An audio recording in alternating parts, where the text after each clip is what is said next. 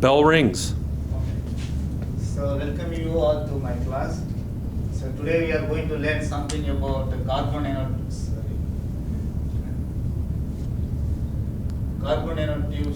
and the van der Waals forces. So what is the relationship between the carbon nanotubes and the van der Waals forces? So anyone heard about carbon nanotubes before? Anybody? Nobody? Okay. So carbon nanotubes are very tiny, they are nanoscale level. So they have a lot of potential in future generation of flexible electronics. So this is very highly conducting. These nanotubes are made of graphene. So the graphene people synthesize from graphite. Anybody see graphite before? Graphite? Where do you see? Pencil. Yeah. So this is a graphite. So people synthesize a graphene from the graphite. If you peel off a single layer of graphite sheet, that is called as a graphene. So once you have a graphene sheet, once you combine like this one, that is called as a carbon nanotube. So the advantage of these carbon nanotubes are you can twist, you can bend it to any shape you want. So they don't damage, the conductivity will not be lost. So that's why they wanted to use in microelectronics. So the next generation of miniaturized electronics for flexible electronics, wearable electronics. So there is a lot of opportunity for next generation electronics applications. Just now I show you. Yeah. Could you go back to the last slide? I wasn't done copying everything. Well, maybe I can send you the slide later. Okay, maybe if you want. So I'm running with the time. Okay. So the video side, what was there was something about armchair and. Yep, I'm going to discuss this one. The next slide. Okay. That's a good question. So the graphene sheet. This is a graphene sheet. Once you roll up into a cylinder-like shape, that is called a carbon nanotube. Yes. How do you roll it out? So there is a lot of synthetical methods available. So today I'm not going to talk about the synthesis procedures because that's another topic. So today I'm just going to focus on nanotubes and applications. So I can send you some materials if you are interested in next class. So these are the shape. So people are sometimes we can talk about anything about science, but sometimes I ask myself, is there any experimental evidence? Then this is a real image measured by some instruments using a nano probe. You can really see the same like structure here. This is the real data. So the shape is almost similar. So this video can be run. How to use this one? Just with your finger.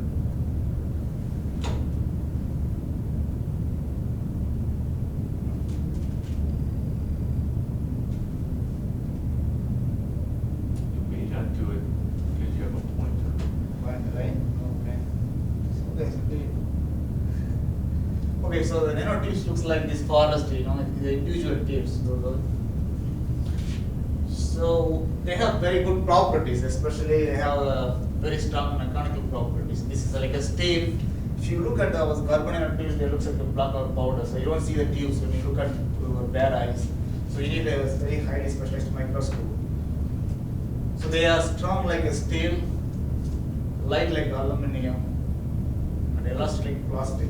So you can do anything shape you want. And also they are very good conductor like copper. They carry current without any losing in the current. So why they are interested? Because they want to make their devices like this after a few years later. Actually, that's the aim. Once they can able to make a very good film using carbon nanotube, which is short form is CNT, so carbon nanotube. So they can make it flexible. So they can use in the displays, touch screen, and the photovoltaic. So they want to make a flexible display material. That's advantage. So the problem, there is always a problem. There is something good. So the difficulty is there is you can produce a lot of tons of carbon nanotubes, but you can't be able to process them because they stick together very strongly because of the van der Waals forces. We call it as van der Waals forces. So it's very easy to. It's very difficult to soluble in solvent, organic solvent, or aqueous solvent. So we have to deal with the so many problems. So that's why we are today we are going to talk about van der Waals forces. So what is van der Waals forces? Before I'm going to show you next. This guy is a Dutch scientist. He named it as the van der Waals forces because his name is Jonas van der Waals. So before discussing about what is van der Waals, we need to talk about what is the polarity. Last time Lauren was talking about the polarity, non-polar compounds, covalent bonds, ionic bonds. So polarity is nothing but it's a separation of charges on the molecule. So for example, if you take at this molecule is a chloromethane, there is a carbon, there is a chlorine. She was showing this one last time. You can see the charge separation because chlorine is a big guy. So he has a lot of electronegativity, so he can pull the electron towards him.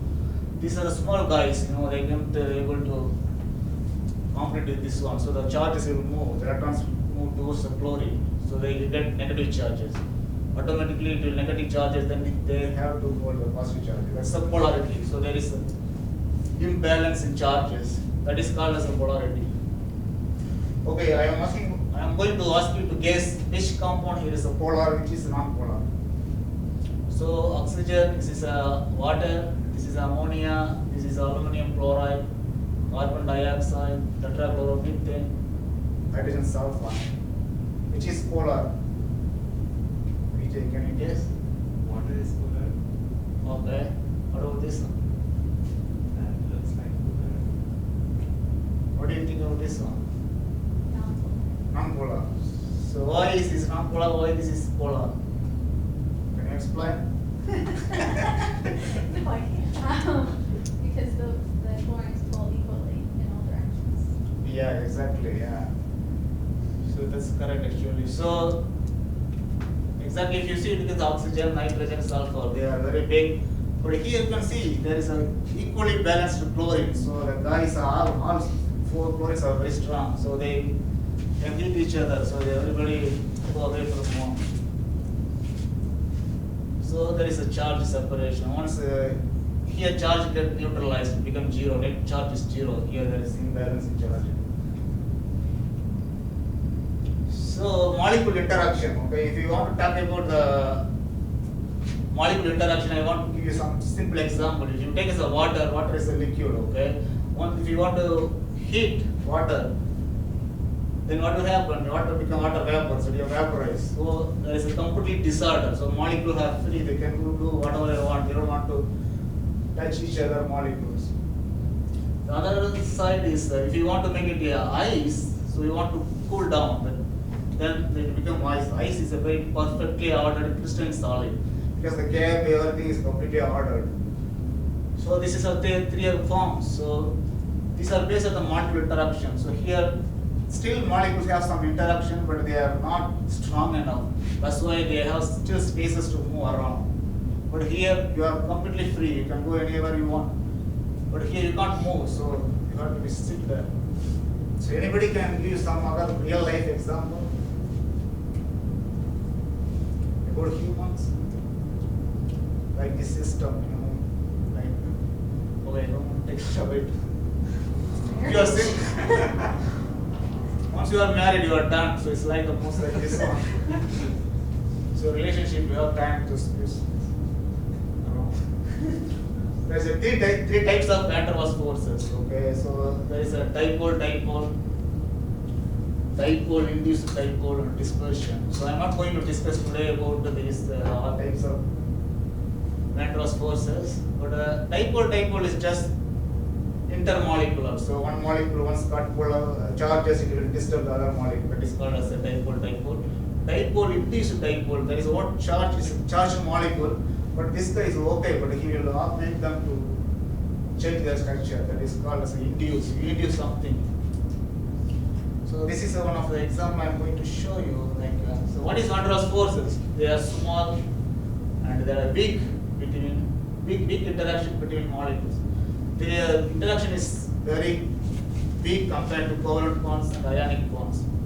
Once there is a hydrogen chloride, there is a chlorine is a highly electronegative compound, so it retains the negative charge because it pulls the electron towards chlorine. Once it is charged, then it will disturb the other molecule. This is called as van der Waals forces. So this is a real life example. So anybody can guess why the Jacob can go anywhere it likes? So how? Dispersion forces. Yeah.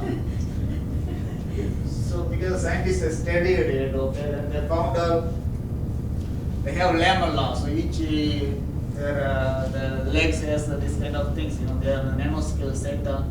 They have a 100 nanometer spatula, so they can create charges temporarily. That is called the dispersion forces. So they is temporary, so it can move. It can. You see how billion, I don't know.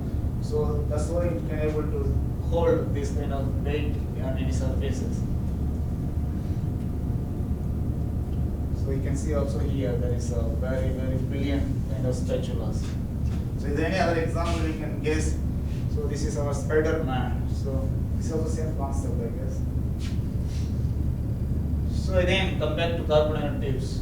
So there is a molecule-molecule interaction is van der Waals forces. The same thing happening when you put nanotubes together. They have to stick together. So experiment. Actually, I want to do some small experiments, but I have a problem. I need to deal with this safety also. That's why I made it myself.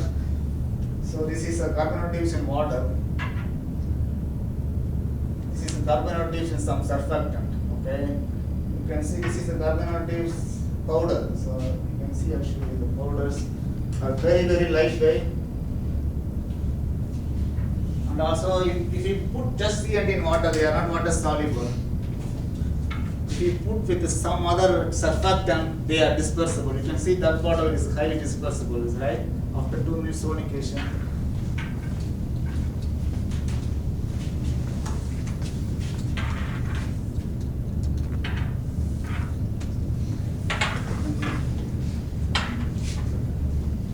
This is just tips.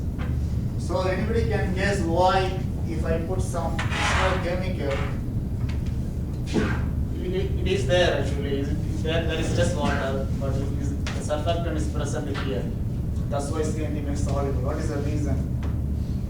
What is that? Surfactant is a polar molecule. One end with the hydrophobic tail, the other end with the hydrophilic. Then actually I wanted to choose very little. Actually I want to make it 3 groups. I don't know if it's possible. We have 5 minutes. Just answer this one. We can do 3. Just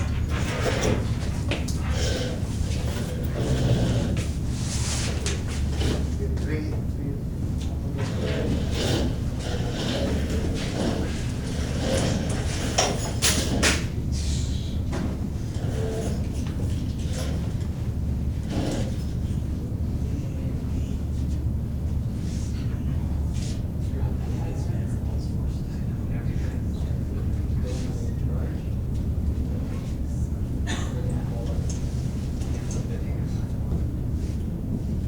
Why water is soluble, why is with the surfactant is not water soluble? 3 reasons I want.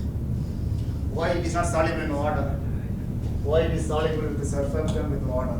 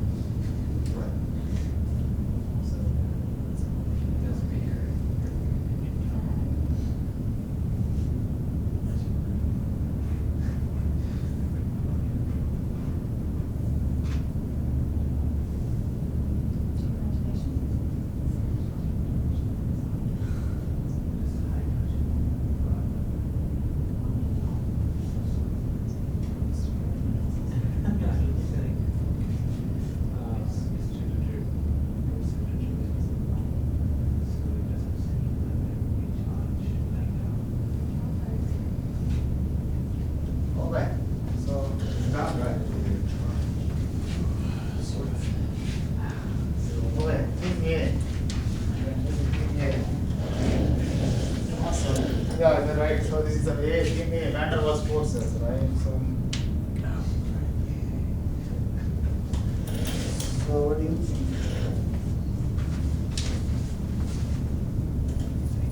Yeah, more charge, exactly. Yeah, right. This is more charge. Well, I forgot the example.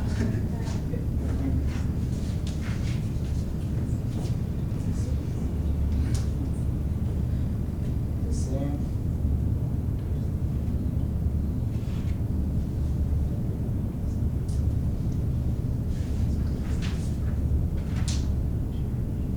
Nobody answered the number fourth question. So okay, the fourth question, it is the same, but I think it's a charge distribution. Okay, the fourth question you can see there is a two benzene, right?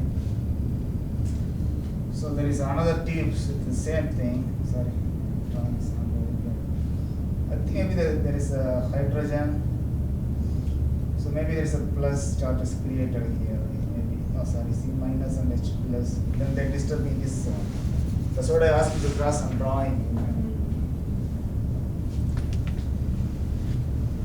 Yeah, I think very good. So I thought that my objectives was okay. You understand. Thank you. If you have any questions, I'm very happy to answer.